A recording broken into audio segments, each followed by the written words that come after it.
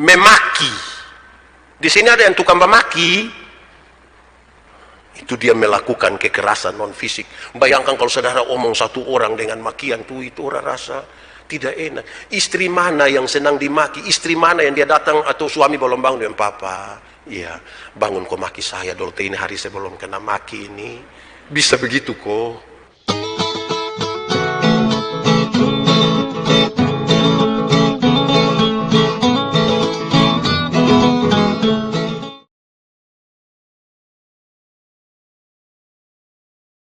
Saudara akan mendapat mahkota. Mahkota bunga yang indah diletakkan di atas kepala. Wah. Saya lebih ingin menekankan mahkota ini kepada predikat dan pengakuan. Predikat dan pengakuan orang yang memang dia. Dulu ketika baru mau ditabiskan jadi pendeta, para pendeta-pendeta penabis itu, para senior-senior selalu bilang begini, anak, adik, saya telah ditabiskan, nak pulang, peace, doa, bapak, kopi pelayanan, sudah. Di kampung-kampung atau dimanapun kamu melayani, melayanilah dengan baik, supaya orang mengalami pelayanan itu dengan baik, dan dong bilang, ini baru pendeta. Itu pengakuannya di situ. Ini baru pendeta. Jangan kita melayani setengah mati, berjemaat bilang begini, namanya juga pendeta baru. Ini baru pendeta dan pendeta baru, itu dua hal yang beda sekali. Karena itu pengakuan itu terjadi ketika halal ini kita jaga dengan baik. Ini saudara tidak buru-buru, tidak mencari-cari pengakuan di mana-mana, tapi ada hikmat di situ, ada disiplin di situ, dan kemudian kita ditolong untuk dapat bonus tambahan, yaitu mahkota, itu pengakuan. Tubuh yang terkontaminasi dosa hari itu mulai memberhalakan bagian-bagian tubuh tertentu. Bagian-bagian tubuh tertentu jadi berhala baru. Maksudnya begini, dulu Adam dan Hawa itu mereka berdua telanjang saja, telanjang, tapi tidak ada masalah. Adam telanjang ikut situ, Hawa telanjang ikut situ, tidak ada masalah. Kita punya sekarang pakai pakaian bagus-bagus, mahal-mahal semua, tapi masalah macam kebun banyak. Saya pakai contoh, kalau saudara nonton televisi, coba lihat semua iklan kecantikan kulit. Semua iklan kecantikan kulit mengarahkan saya dan saudara untuk mengambil kesimpulan, seolah-olah kalau orang kulit putih itu lebih baik dari kulit hitam. Warna kulit saja jadi berhala baru. Akhirnya setiap kali yang kulit putih berdiri di depan, yang kulit hitam itu macam gelisah bagaimana ya. Dia akan bilang begini. Padahal ada lagu dulu bilang begini, biarlah yang hitam, jangan harapkan jadi putih. Pakai oker juga tidak bisa. Saudara pakai pemutih di muka, seleher ke bawah gelap lagi, dan saudara akan makin gelis. Warna kulit jadi berhala baru. Coba saudara ikut semua iklan kecantikan rambut di televisi. Seluruh iklan kecantikan rambut di televisi mengarahkan saya dan saudara untuk ambil kesimpulan, seolah-olah kalau orang rambut lurus itu lebih baik dari rambut keriting. Saya protes. Saya berkhotbah di banyak sekali acara mendorong budaya positif Valentine. Saya bilang begini, di hari kasih sayang itu, yang paling akan menikmati belayan seorang suami adalah mereka yang rambut keriting, bukan yang rambut lurus. Yang rambut lurus itu kalau dibelai tidak terlalu indah. Mungkin karena lurus terus kita bilang sayang, itu tidak dapat. Balicin itu sayang, tidak dapat. Yang keriting itu kalau dibelai menarik. Sayang. Jangan gelisah hanya karena keriting. Amin kok. Tuhan tidak pernah salah menciptakan satu manusia pun. Amin kok tidak? Saya Timur, saudara Rote, Tuhan pernah salah? Tidak. Tapi banyak orang tidak mampu menerima keadaan dirinya. Zaman sekarang berat badan saja bisa jadi berhala baru, berat badan. Seolah-olah seorang perempuan cantik itu harus tinggi 170, berat badan 48 kg. Jadi proporsional betul-betul. Akhirnya banyak ibu-ibu tidak makan malam. Mereka hanya telan ludah malam. Terus asam lambung naik, ini sakit, dia pegang dia bilang, dalam nama Yesus, tidak akan. Berat badan. Coba saudara lihat, izin ibu-ibu. Kalau ada ibu-ibu gemuk dua duduk di sini, terus yang gemuk satu lewat begitu. Saudara dengar dua percakapan ini. Satu pasti korek, satu dia bilang begini. Saya dan dia siapa lebih kurus. Dia butuh pengakuan sekali tuh. Di Jakarta juga ada begitu. Orang Rotterdam juga ada begitu. Itu yang fam apa dong? Jangan-jangan omong. Itu kalau sampai omong fam itu sudah tidak baik. Tapi saudara lihat, bahwa kita kadang-kadang bermasalah dengan diri. Ada banyak orang tua berpikir ini cuma main-main gila. Kalau ada anak satu kulitnya agak gelap sedikit, mereka pun cara panggil dia di rumah tuh menarik. Black. Kasihan itu anak tuh, kasihan dia betul. Pernah dengar itu kalimat kok? Di sini juga ada. Itu orang ada di sini. Kadang-kadang kita terlalu melecehkan. Ada orang yang kulit hitam datang sama-sama di acara PRB. Terus tiba-tiba dia bilang, "Salam." Yang satu bilang begini, "Suara ada tapi orang tidak ada." Bawa senter dulu. Bayangkan. Di PRB ada begitu juga. Wih, itu bahaya itu. Memaki. Di sini ada yang tukang memaki. Itu dia melakukan kekerasan non fisik. Bayangkan kalau saudara omong satu orang dengan makian tuh, itu orang rasa tidak enak. Istri mana yang senang dimaki? Istri mana yang dia datang atau suami belum bangun dengan papa? Iya, bangun kok maki saya dulu. Ini hari saya belum kena maki ini. Bisa begitu kok. Yang tukang memaki dong berhenti sudah, berhenti. Kita buat orang terluka, baru kita maki ini. Wih, bahasa yang tidak baik. Kalau bukan omong tentang binatang, omong kita gitu, orang tua tuh. Berhenti sudah. Itu kekerasan non fisik itu. Membentak. Stop! Segala suara! Lama-lama orang mati dengan itu. Dan sampai saya omong begini, ada yang bilang, tadi Pak Pendeta ada kerusuhan kok. Hanya suara saya nanti. Dia omong tuh, jangan suka membentak. Saya jiwa kecil kalau orang bentak. Aduh. Jadi yang suka membentak, pulang, diam-diam sudah.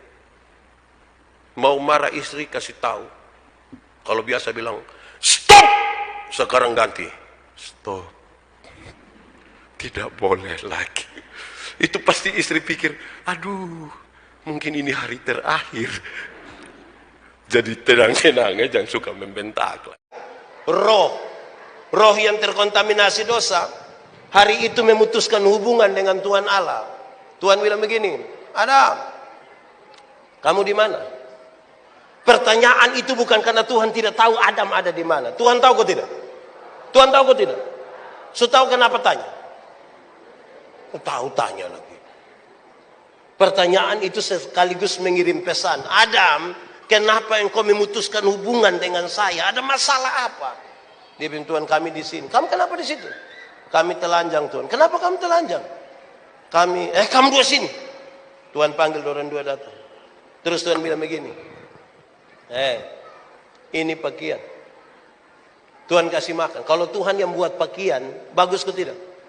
Pasti bagus. Makan bagus, pakai pakaian bagus, terus Tuhan bilang begini, sekarang kamu dua keluar dari taman ini. Tinggal di luar Firdaus tetap ada makan minum. Bagus malah.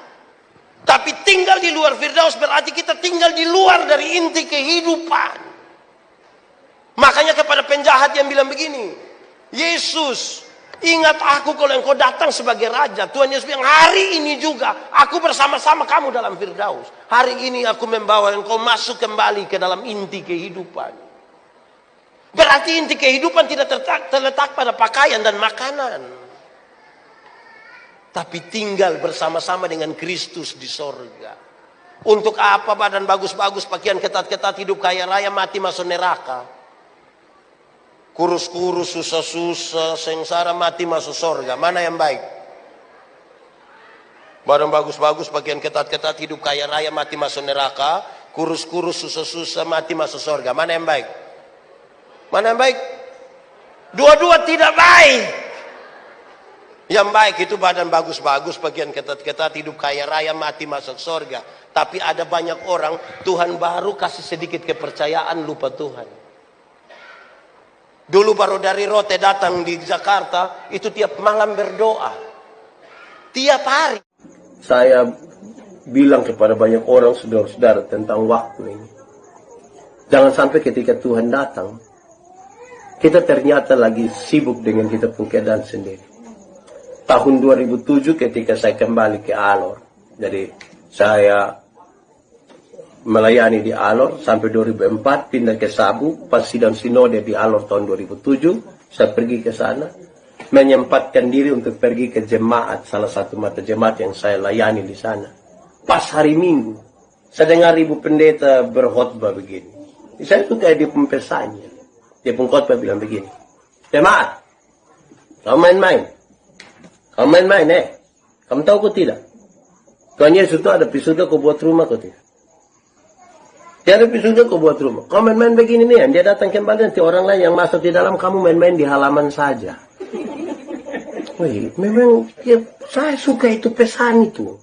Kadang-kadang kita terlalu bermain-main dengan keadaan ini. Padahal kita tidak tahu kita sampai kapan. Kita hidup sampai kapan. Nah, kalau kita tidak tahu maka buatlah seolah-olah kita pun kehidupan itu tinggal hari ini. Tinggal hari ini. Saya baca satu tulisan kecil. Dia bilang begini. Hidup kita hanya ada 2 hari. Yaitu hari ini. Dan hari itu. Ketika saya bersama-sama dengan Kristus di surga. Tidak ada hari lain lagi. Yang ada hanya hari ini. Hari ini ketika saya bertobat di sini. Menerima Kristus di sini. Dan hari itu ketika saya bersama-sama dengan Kristus di surga. Saya kira itu sebuah catatan yang baik. Saya tanya kepada banyak orang. Surga lebih baik atau dunia lebih baik? Menurut saudara surga lebih baik atau dunia lebih baik? Dong bilang surga lebih baik. Yakin? Ya, betul-betul yakin. Iya. Jadi surga lebih baik dari dunia? Iya. Nah kalau begitu siapa mau pergi sekarang? Wih dong ke berat. Jadi kamu mau tinggal di tempat yang tidak baik? Pak, ikan belum waktu toh. Itu kadang-kadang hanya modus. Karena banyak yang tidak mau pergi ke sana. Banyak yang belum mau mati. Ini kan dia masih pikir. Baik kalau masuk dia yang baik. Jangan sampai masuk dia yang tidak baik. Nah sudah. Kita pusing. Nah kalau begitu. Hari yang seperti sekarang. Yang mestinya kita isi. Karena apa? Mati. Dia akan datang begitu saja. Begitu saja. Kita tidak tahu. Nanti orang mati. Saya ingat ketika saya pun kakak pertama meninggal. Waktu dia mati habis kami bercerita. Pas dia mau keluar dari rumah dia ada bilang begini. Saya persendalong tidak akan pernah keluar lagi. Segala macam lah. Jadi kalau dihubung-hubungkan sebenarnya seperti dia suka tahu kalau dia keluar itu untuk mati. Terus ada orang bilang saya bilang begini. Bapak, kenapa tahu dia omong begitu tapi Bapak dong sentahan dia untuk pergi. Beta jawab cepat. Siapa yang mau dia saudara pi komah? Siapa yang mau? Kami itu tidak mau. Nanti setelah dia mati dulu kita sadar bahwa ternyata dia sudah meninggalkan sebuah rangkaian yang untuk kita ceritakan kembali. Bahwa ternyata dia suka tunjuk-tunjukin tanahnya kita yang belum punya kepekaan di situ saja semuanya. Dari sebetulnya tanda-tanda itu. Siapa yang mau kasih tinggal di saudara Piko mati? Tidak ada. Kita tidak bisa tahan. Dia pergi begitu. Jadi dia bisa terjadi begitu saja. Saya ingat satu saat dalam penerbangan. Saya duduk. Wih, saya rasa kan waktu itu angin agak kencang, cuaca agak kurang bagus, pesawat guncang. Untuk mau amankan sedikit saya pun perasaan, lebih baik ambil itu majalah di situ, kok baca-baca sedikit. Waktu saya ambil itu majalah, saya buka di dia punya apa ya? Tulisan soal apa? Saya baca dia pun tulisan itu dia punya judul begini. Saat terakhir. Saudara bayangkan pesawat ada goyang ini berterkujuk kita baca tulisan dengan judul saat terakhir. Saya coba baca lagi dia punya kalimat pertama. Dia punya kalimat pertama bilang begini. Kematian bisa datang kapan saja. Oi, saya langsung tutup itu majalah. Sampai dulu baru saya coba buka, kau lihat ulang. Kenapa saudara-saudara?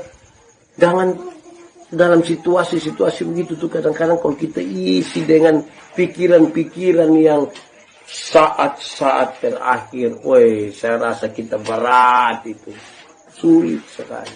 Nah, sepanjang masih ada waktu, bersama-sama dengan keluarga, bersama-sama dengan Tuhan, maksimalkan sudah itu.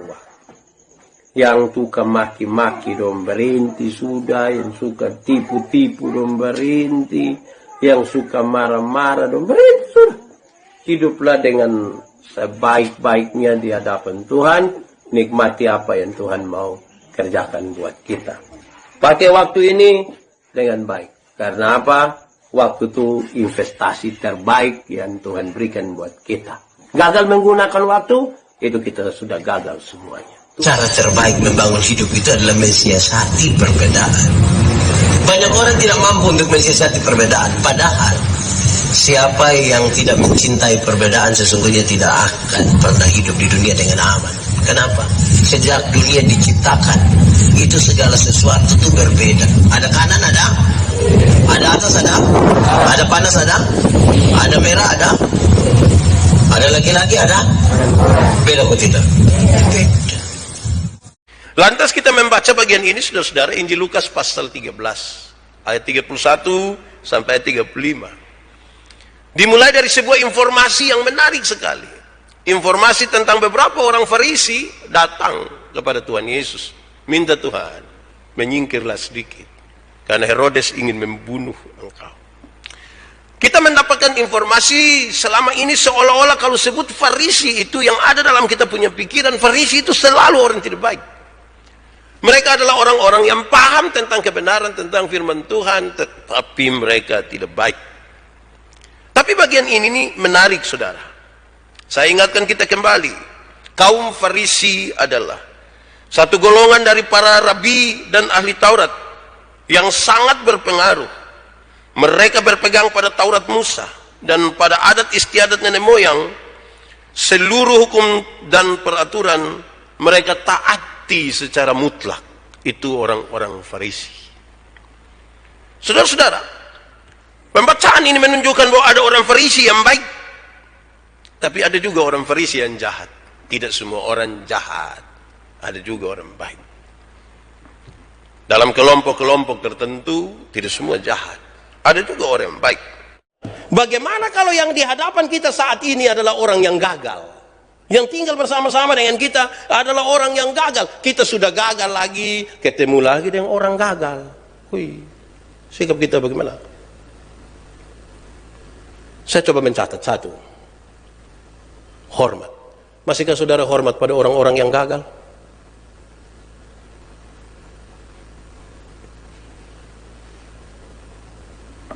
Hormat. Kedua, mungkin saja kita tidak hormati dia. Sudah gagal. Hormat dia buat apa? Atau sikap yang ketiga, biasa-biasa saja. Sudah teh. Dia gagal, saya juga gagal. Kastingnya masing-masing urus diri sendiri. Yang keempat, kita tidak peduli sama sekali dengan dia. Atau mungkin kita peduli. Sepertinya dia pun poin lebih sedikit dari ketika kita berhadapan dengan orang sukses. Yang dihilangkan di situ adalah satu, iri hati. Kan tidak mungkin kita beriri hati dengan orang gagal, toh? Waktu dia datang cerita kita dia pun kegagalan, aduh, saya sangat iri hati dengan kakak pun kegagalan nih. Aduh, saya kan tidak mungkin. Tidak mungkin kita iri hati dengan dia. Nah, renungkanlah kita di bagian mana.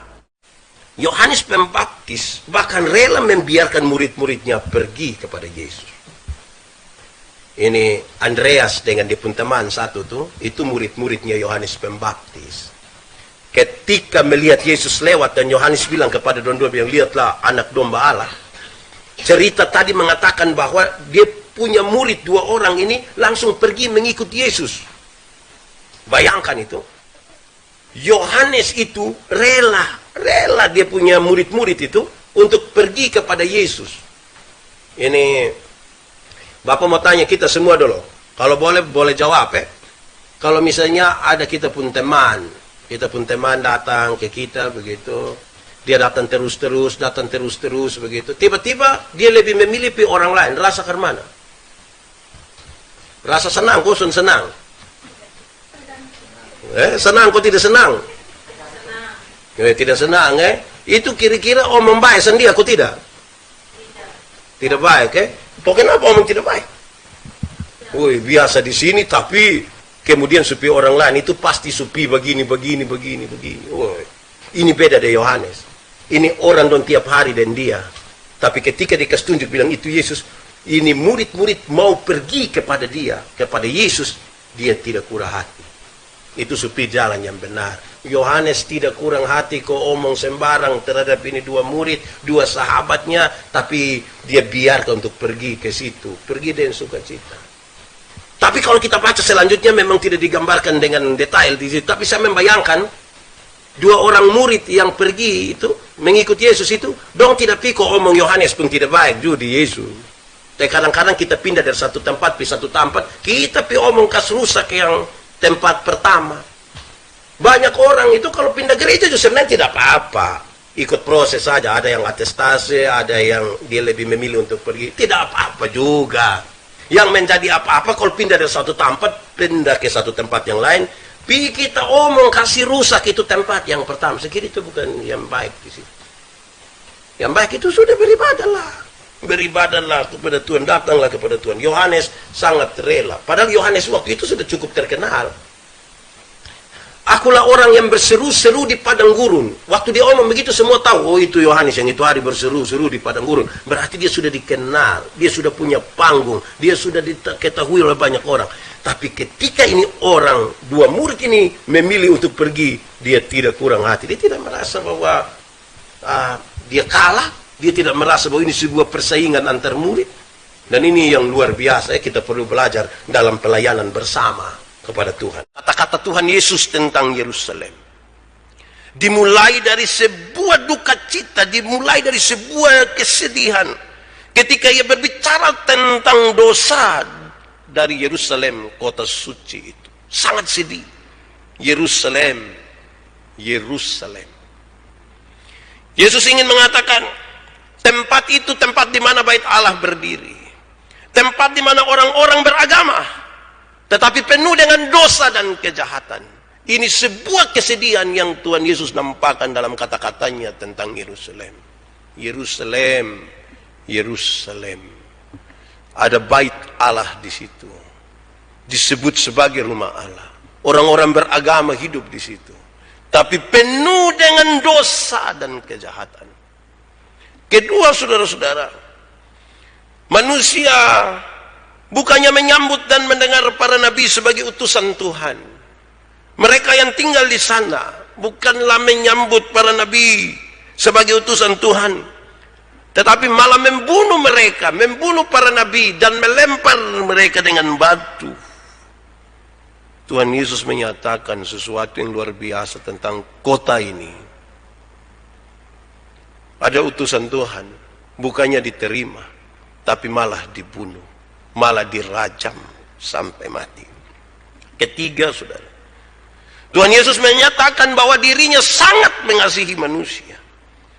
Dia menunjukkan dirinya yang sangat rela menerima dan menghibur jiwa-jiwa yang hilang dan malang. Tuhan Yesus menyerahkan dirinya bagi mereka dalam perlindungannya. Berkali-kali aku rindu mengumpulkan anak-anakmu, sama seperti induk ayam mengumpulkan anak-anaknya di bawah sayapnya. Tuhan Yesus menyatakan tentang Yerusalem, dia kasih tahu dalam kerelaan yang penuh kasih, dia rindu untuk mengumpulkan anak-anaknya. Keempat, rumah yang ditinggalkan oleh Tuhan Yesus Kristus akan menjadi sepi dan sunyi. Rumah yang ditinggalkan oleh Tuhan Yesus akan menjadi sepi dan sunyi. Artinya, bait Allah meskipun dihiasi dengan begitu megahnya dan sering dikunjungi orang, Bait Allah yang dihiasi dengan megah dan dikunjungi oleh banyak orang. Akan menjadi sunyi begitu Kristus meninggalkan bait Allah itu. Bait Allah itu ada di tangan mereka. Dan kemungkinan besar mereka telah menjadikan bait Allah itu sebagai berhala saja. Karena Kristus tidak tinggal di dalam. Tempat di mana orang-orang berkumpul dan beribadah, dan kalau Tuhan tidak tinggal di situ, itu hanya tempat berhala. Yesus harus menjadi dasar di situ. Ini kata-kata Yesus tentang Yerusalem. Yang berikut, saudara, Tuhan Yesus menarik diri dari orang-orang yang mengusirnya. Mereka tidak akan dikumpulkan oleh Tuhan. Dan karena itu katanya, kamu tidak akan lagi melihat aku. Kamu tidak lagi akan mendengar tentang aku. Nanti pada waktu penghakiman, orang-orang berkata, diberkatilah dia yang datang. Baru di waktu itulah kamu akan sadar betapa bahagianya kamu bila bersama-sama orang-orang yang berkata demikian. Kamu akan melihatku sebagai Mesias. Ini kata-katanya. Saya kira di minggu ketiga ini, perayaan sengsara ini, kalau kita merenungkan bagian-bagian ini, kita bisa merasakan betul bagaimana sebuah dinamika yang menolong kita untuk memahami sebuah perjalanan yang tidak gampang bagi umat manusia. Nah, mari kita lihat. Karunia-karunia, Paulus bilang begini, karunia-karunia itu dibagi dalam dua bagian. Pertama, karunia-karunia motivasi, dan yang kedua, karunia-karunia manifestasi. Karunia motivasi itu sama kayak berkhotbah, mengajar, menyanyi, berkata-kata dengan hikmat. Itu karunia-karunia motivasi. Tapi yang kedua ada karunia-karunia manifestasi yang bisa bikin tanda-tanda heran. Ada yang bisa berbicara dalam bahasa roh. Ada yang bisa menyembuhkan orang. Ada yang ditunjuk begini lampu menyala. Yang tanda heran dong. Di Niki ada. Nah, sekarang saya mau tanya, antara karunia motivasi dan karunia manifestasi, mana lebih tinggi? Investasi. Investasi itu tanah modal.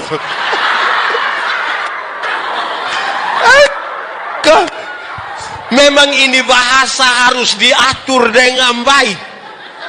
Motivasi dan manifestasi, investasi ekonomi.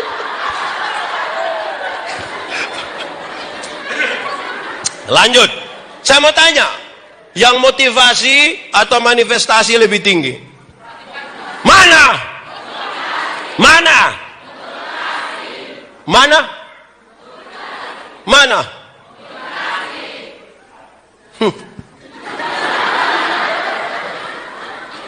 Sama, tidak ada satu lebih tinggi yang lain, supaya jangan terlalu bagaya. Paulus nasihat dorang. Kalau saudara baca itu pasal 12 di bagian terakhir, Paulus kasih tahu, kamu sibuk bakalai soal karunia mana lebih tinggi dari yang lain.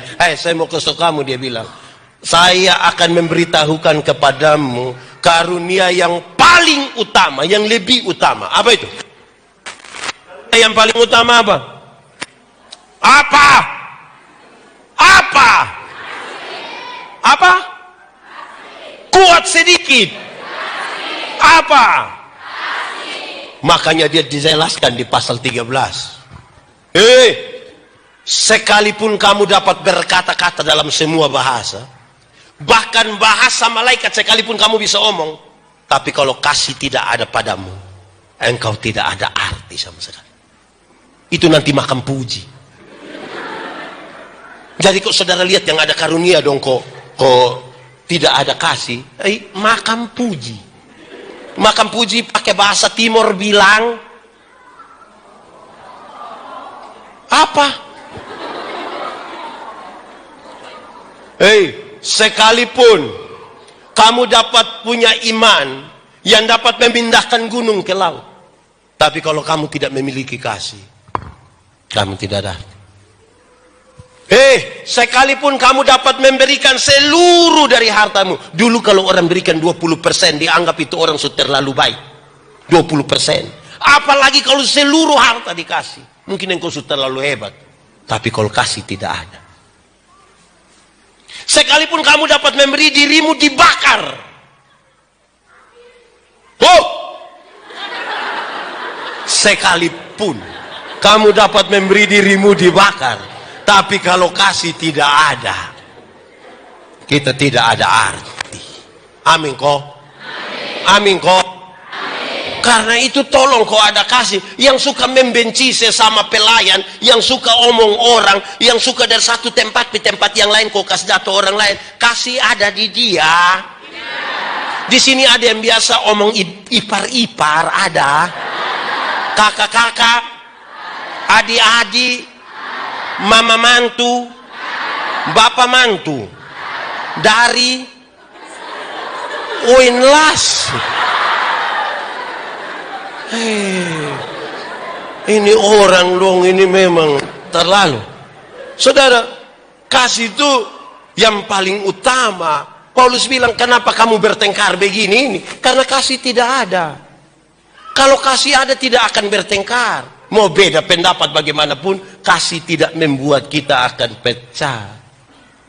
Saya punya definisi tentang kasih. Beberapa bulan terakhir kan saya berkhotbah tentang kasih. Saya mendefinisikan kasih ini dengan kalimat yang sangat baik. Sama-sama boleh ikut saya. Kasih ialah kebaikan tidak terpatahkan oleh apapun, tidak berubah menjadi kebencian. Ulang-ulang. Kasih ialah kebaikan tidak terpatahkan oleh apapun, tidak berubah menjadi kebencian. Kasih tau kawan di sebelah. 1, 2, 3.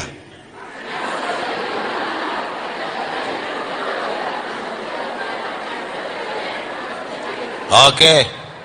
Bikin status. 1, 2, 3. Karena begitu besar kasih Allah akan dunia ini. Tuhan Allah mengasihi dunia. Betul? Lalu apakah dunia mengasihi Tuhan Allah? Tidak. Lalu apakah karena dunia tidak mengasihi Tuhan Allah, Tuhan Allah berhenti mengasihi dunia? Apakah kemudian Tuhan membenci manusia? Saudara lihat, kasih Tuhan tidak terpatahkan sekalipun kita tidak mengasihi dia. Berubah menjadi kebencian.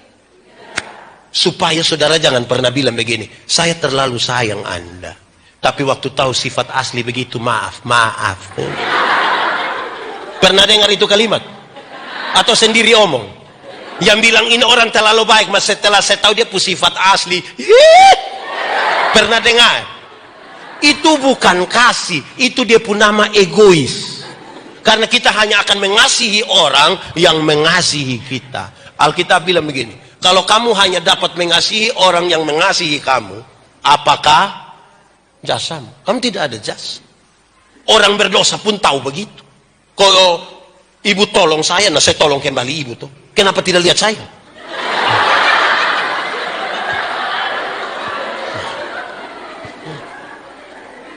Jadi orang Kristen dituntut lebih. Makanya kalau kita tukang berkelahi dalam gereja, tukang tersinggung, itu karena kasih tidak ada. Apa artinya sedikit-sedikit kita bilang, Yesus tolong. Darah Yesus berkuasa. Tapi kalau kasih tidak ada. Kasih itu yang paling membedakan kita dengan semua orang. Amin kok tidak? Amin kok tidak? Lalu ini karunia-karunia dipakai untuk apa? Ini karunia menurut pembacaan tadi, ini karunia dipakai untuk membangun jemaat. Saudara baca di pertama Korintus pasal 14, pulang baca habis semua itu. Karunia-karunia yang Tuhan kasih kepada saudara itu dipakai untuk membangun jemaat. Bukan untuk kita pun diri sendiri. Dulu yang sebelum COVID, sekarang bisa menyanyi di gereja kok tidak? Bisa kok? Baik sudah. Dulu yang belum COVID yang sekarang. Kadang-kadang pendeta tanya, paduan suara, solo, vokal group, duet ada? Tidak. Tidak ada. Terus don dengar, Ketua Majelis Sinode Gemit dan Bupati TTS. akan beribadah bersama-sama di Gemit Sonhalan Niki-Niki. Woi, solo Judia, duet Judia, vokal grup Judia, paduan suara Judia, kata sambutan Judia, lama-lama khotbah Judia, lu bahas semua saya ini. Hei, di sini ada. Itu dia pun nama karunia makam puji.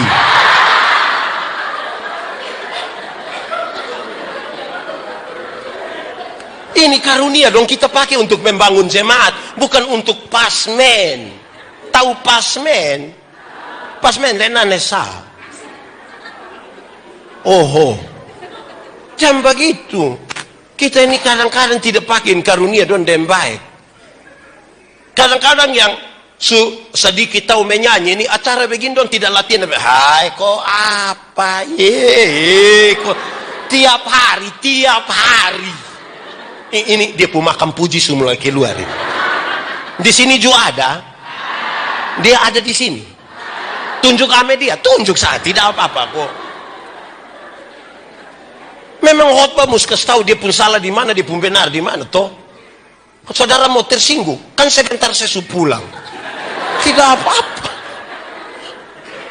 Iya, saudara ini pakai untuk membangun jemaat. Karunia, masa Tuhan kasih kita karunia untuk diam-diam saja? Tidak, untuk membangun jemaat. Kita ini berarti bagi ini jemaat dong waktu kita hadir, kok tidak? Pertobatan dan pengampunan dosa itu menjadi sesuatu hal yang sangat penting sekali untuk diwariskan dan diberitakan. Bahwa hari-hari duka cita telah berlalu dan murid-murid telah melihat kebangkitan itu. Apa yang harus dilakukan oleh para murid? Mereka tidak boleh tinggal diam di tempat. Mereka harus pergi, bahkan ke seluruh dunia, untuk mengabarkan kabar tentang kebangkitan itu. Yesus sudah bangkit, Yesus sudah bangkit. Bertobatlah, ada pengampunan dosa daripada Tuhan. Harusnya begitu. Itu yang diwariskan. Bahwa penginjilan atau berita kebangkitan, berita pertobatan dan pengampunan harus menjadi tanggung jawab semua orang beriman. Haruslah menjadi sesuatu yang kita teruskan dari waktu ke waktu, dari satu generasi ke generasi yang lain. Dan kemudian menjadikan itu sebagai gaya hidup kita. Rasa-rasanya tidak enak kalau berjumpa dengan orang dan tidak berbicara tentang pengampunan serta pengorbanan Tuhan Yesus. Kebangkitan Tuhan Yesus. Kenapa hal ini penting? Dunia tambah hari tambah sekuler. Sejumlah orang sudah berhenti, bahkan mengkritisi hal-hal yang berkaitan dengan pekabaran Injil. Saya mencatat di sini, saudara, ada orang yang berpikir bahwa pekabaran Injil sudah tidak perlu lagi, Ada orang berpikir bahwa semua orang telah beragama dan agama tidak menyelamatkan. Lalu untuk apa kita beritakan lagi? Dalam keadaan dunia yang makin seperti ini, orang justru berhenti untuk menceritakan tentang pengampunan dan kebangkitan Kristus. Bagi orang pekabaran Injil tidak penting lagi. Apalagi beberapa orang berpikir hal-hal untuk menginjil itu pekerjaan para pendeta. Itu pekerjaan para penatua diaken. Itu bukan pekerjaan saya. Saya pengusaha ini. Saya tidak perlu lagi untuk mengatakan itu. Seolah-olah perintah untuk pergi memberitakan Injil. Pergi, jadikan semua bangsa murid, baptis mereka dalam nama Bapa dan ajar mereka semua yang telah ku ajarkan kepadamu. Sepertinya itu sudah tidak perlu lagi. Lalu yang dikembangkan apa? Hari ini dalam kondisi dunia seperti ini, orang lebih untuk mengembangkan hal-hal yang lebih bersifat sosial, Injil sosial. Orang miskin harus kaya, orang sakit harus sembuh. Tidak ada yang salah di situ, tidak ada yang salah. Itu benar, misi gereja ada di situ. Tetapi misi itu harus digerakkan oleh roh pekabaran Injil yang benar. Sebab kalau hanya bikin orang miskin jadi kaya, tidak perlu beragama juga bisa. Tidak perlu percaya Tuhan Yesus juga bisa. Tidak perlu. Saya baca satu tulisan kecil, 11 pergeseran budaya di era Google. Salah satunya menarik. Dia pun pernyataan begini. Negara-negara dengan indeks kemakmuran tertinggi di dunia. Indeks kemakmuran tertinggi berarti Manusia sudah sangat sehat, fasilitas kesehatan sudah sangat baik, pintar-pintar, fasilitas pendidikan sudah sangat baik, harapan hidup makin tinggi. Itu sudah tidak lagi merujuk kepada iman dan kitab suci, sudah tidak lagi merujuk kepada iman dan kitab suci. Lalu kemudian ketika gereja hadir dan ingin mewariskan sesuatu bagi generasi penerus gereja ini, apakah kita mau buat supaya manusia dan masyarakat ini tambah hari, tambah sehat, tambah kuat, tambah pintar, tapi tidak beriman sama sekali kepada Tuhan? Atau apa yang harus ingin kita lakukan? Padahal berita pertobatan, pengampunan dosa, kebangkitan Kristus belum pernah ada catatan Alkitab yang bilang telah berhenti sampai di sini. Tidak ada. Ini sesuatu yang penting, saudara. Sesuatu yang menolong kita untuk dari satu hari ke satu hari. Jiwa-jiwa itu mesti bawa datang kepada Tuhan. Mesti. Banyak ibu-ibu berjuang untuk suaminya. Berdoa supaya suami jangan begini, jangan begitu. Banyak anak-anak berdoa untuk orang tuanya supaya jangan begini, jangan begitu. Mereka mencari waktu, mereka berdoa, Tuhan sedapat-dapatnya. Tuhan tolong supaya ini suami, istri, orang tua dong berubah. Anak-anak kecil ini kami minta mereka coba menginjil, kami latih mereka pergi ketok-ketok orang perumah kau menginjil, orang usir dorang. Kamu kecil anak datang kok. Orang yang seperti apa? Bukan saja orang yang tidak kenal Tuhan, yang mengaku beriman, yang mengaku beragama, mereka juga mengusir ini anak-anak kecil. Sampai anak-anak kecil juga punya trauma tersendiri di sini. Karena itu wariskanlah kepada mereka berita tentang pengampunan dosa dan kebangkitan Kristus. Anak-anak harus kasih tahu kepada semua orang. Ceritakanlah. Bawa orang datang kepada Kristus. Masa itu tidak ada lagi? Saya ulangi sekali lagi supaya saudara pikir paslah dengan yang saya maksud. Orang mau jadi kaya silakan, mau jadi pintar silakan, mau jadi segala macam silakan. Misi gereja di situ. Kalau kita bicara dalam konteks gemit, kita punya panca pelayanan. Itu misi gereja. Tetapi itu harus digerakkan oleh roh pekabaran Injil yang benar. Yaitu apa? Kristus telah menebus dan menyelamatkan kita. Supaya jangan beras yang mendatangkan Tuhan Yesus, tapi Tuhan Yesus yang mendatangkan beras. Pak, don di sana itu Pak, orang pi terus bawa beras, makanya don pindah. Orang tidak beriman itu. Ajar dorang terima Tuhan Yesus. Ada penderitaan, ada kesengsaraan. Tapi itu sebuah konsekuensi yang logis dari keputusan untuk beriman kepada Tuhan. Itu harus diberitakan. Berikut saudara. Lalu Tuhan Yesus bilang supaya mereka mempersiapkan pelayanan yang benar.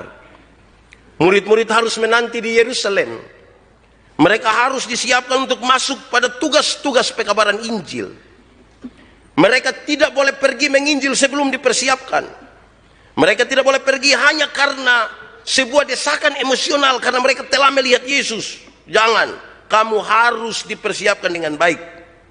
Bahwa segala sesuatu perlu dipersiapkan dengan baik, tidak tergesa-gesa dan tidak emosional. Persiapkan semua dengan baik-baik. Proses dipunama. Jangan sekedar langsung-langsung saja. Proses. Anak-anak kita ini juga perlu berproses juga. Harus berproses karena proses itu baik. Nanti lama-lama dong tidak tahu apa. Saya berulang-ulang kali, ini saya sampaikan di mana-mana, berulang kali. Kadang-kadang kan orang tidak mau berproses ini, akhirnya dong cari yang cepat-cepat. Ayam. Dulu hanya ada nama ayam.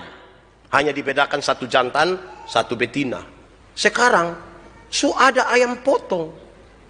Akhirnya itu ayam yang dulunya hanya ayam, sekarang berganti nama jadi ayam kampung. Karena gara-gara ada itu ayam potong. Membuat kita tambah pusing. Apakah ini ayam kampung yang dipotong atau ayam potong yang di kampung?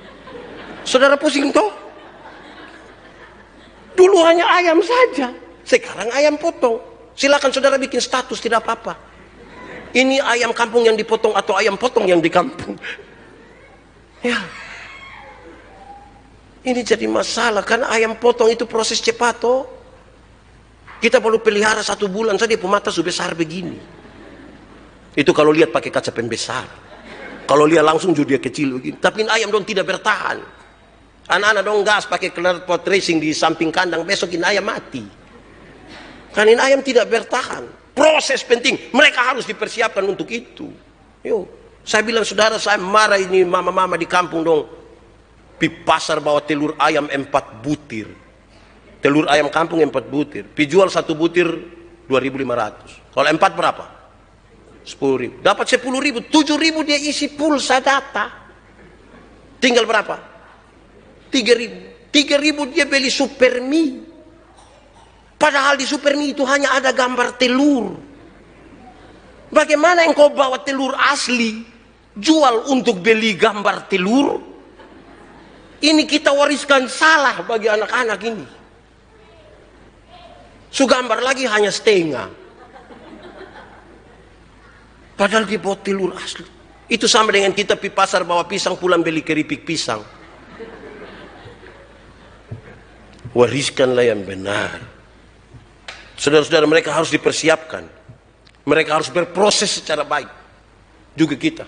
Saudara, kadang-kadang saya bercerita ya orang tua sekarang ini dong kuat-kuat Kalau saya tanya, Bapak umur berapa? 76.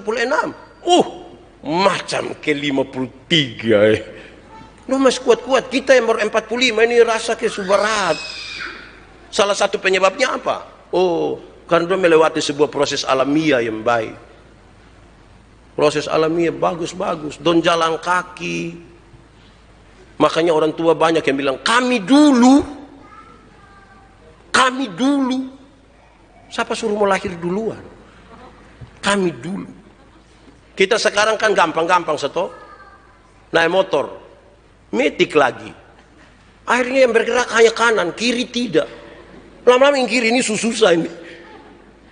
Yang melewati proses yang baik itu jadi baik. Nah, tidak usah malu lah ketika orang tua harus belajar dari anak-anak. Belajar itu dari dorang. Dengar juga dari dorang. Itu kan hal yang penting sekali. Saudara-saudara, saya kira ini hal menjadi penting bagi kita. Kenapa saudara-saudara? Kadang-kadang kita orang tua ini kan kita kepingin kita yang didengarkan saja. Saya punya anak di rumah itu, mereka pun tahu hanya satu. Setiap kali waktu itu saya masuk rumah sakit itu karena minum kopi dan makan kurus, sambal, luat. Jadi setiap hari ketika saya mau minum kopi atau ambil luat, dorang 3 marah. Bapak tidak boleh minum kopi, tidak boleh. Anaknya kok bapak coba sedikit. Tidak boleh. Terus saya minta pertolongan ibu. Saya berharap ibu kan tolong saya. Kan saya ibu suami. Mama, bapak bisa sedikit kok. Saya hitung-hitung ibu pasti bela ini. Ibu bilang, Pak, cokol sekali dengar anak, dong bisa kok. Coba sekali dengar anak, dong bisa kok. Itu kalimat itu serius, saudara. Kenapa? Seringkali kita yang orang-orang tua yang masih muda ini sudah tidak lagi dengar orang-orang tua yang sutua.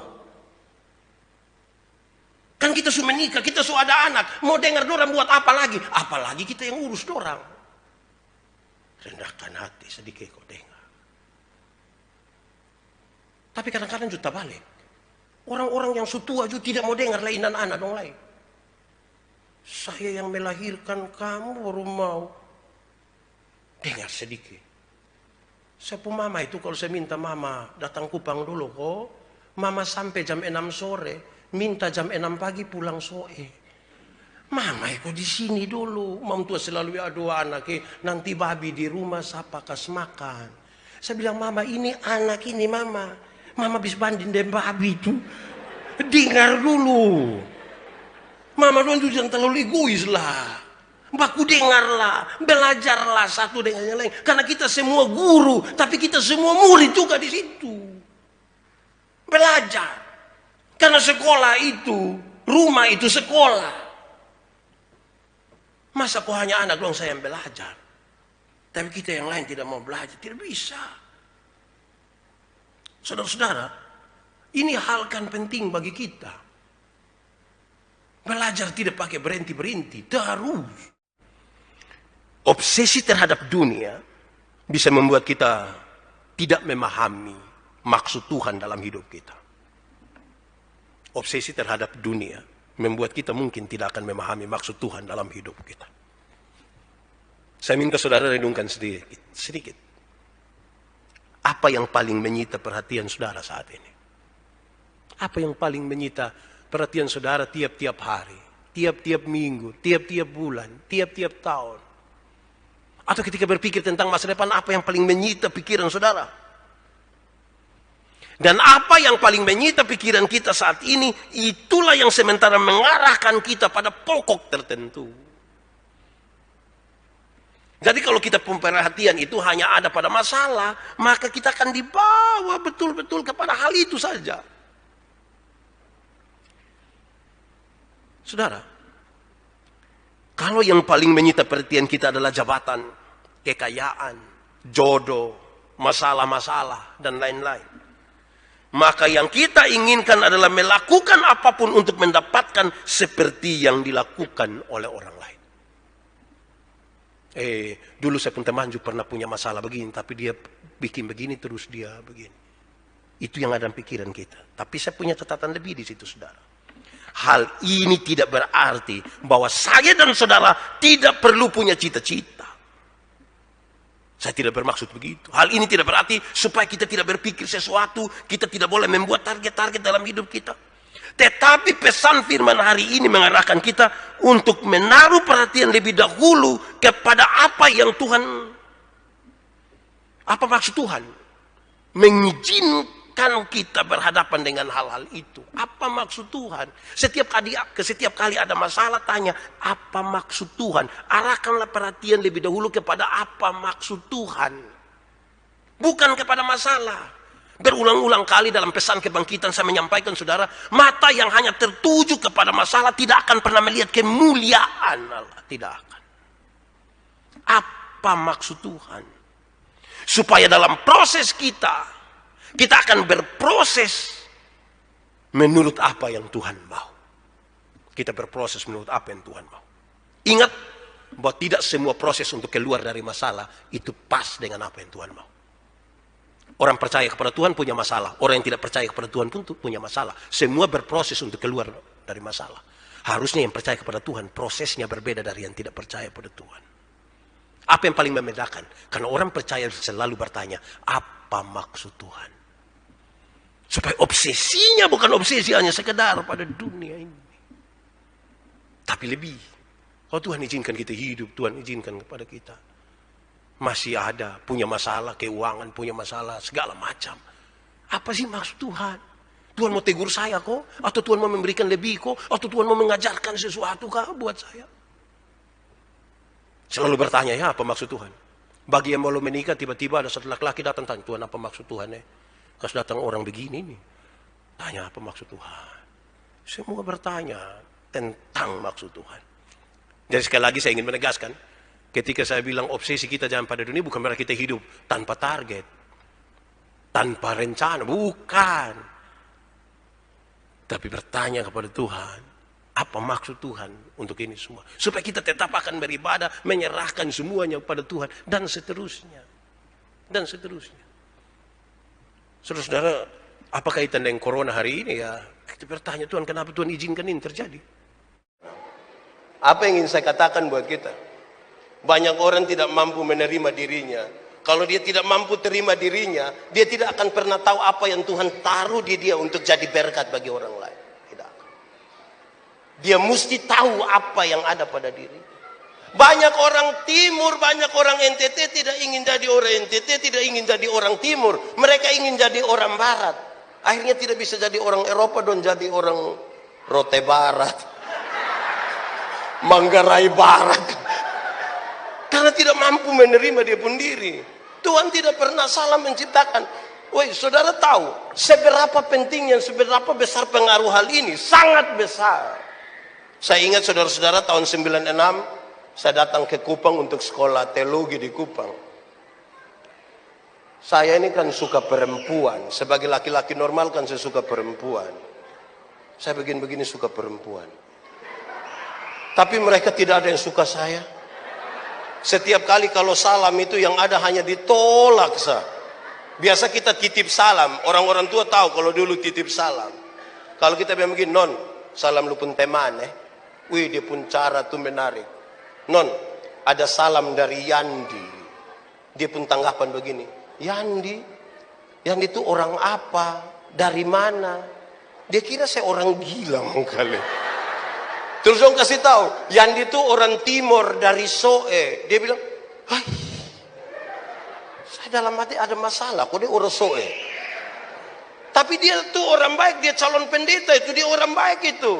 Ini nona jawab apa? Iya, perbaiki keturunan. Sekira kita ini keturunan ular beludak. Ini masalah ini. Saudara saya simpan di hati, saya betul-betul, saya tidak marah. Memang kok dia tidak mau bikin bagaimana. Cinta kan tidak harus dipaksakan. Saya belajar baik-baik, sekolah baik-baik, saya melayani baik-baik. Ketika dia tahu yang di Manobe sekarang terkenal, malam-malam dia inbox. Ini manusia tidak pantas. Ini ada yang salah dalam penilaian. Seberapa kuatnya hal ini saudara? Ini kan untuk kepentingan Pasca dan PRB. Saya mau kasih saudara. Kita di NTT menarik kan, ini orang NTT, berdarah NTT banyak. Kalau ada orang Timor satu bodoh, rame-rame akan bilang dasar Timor kou. Hai, satu orang kau kita semua jadi Timor bodoh karena pernah dengar itu kalimat? Atau sendiri omong? Yang paling banyak omong tuh orang mana? Rote. Rote. Wah, ini masalah. Ada orang rote satu omong taputar. Dong bilang begini, otak.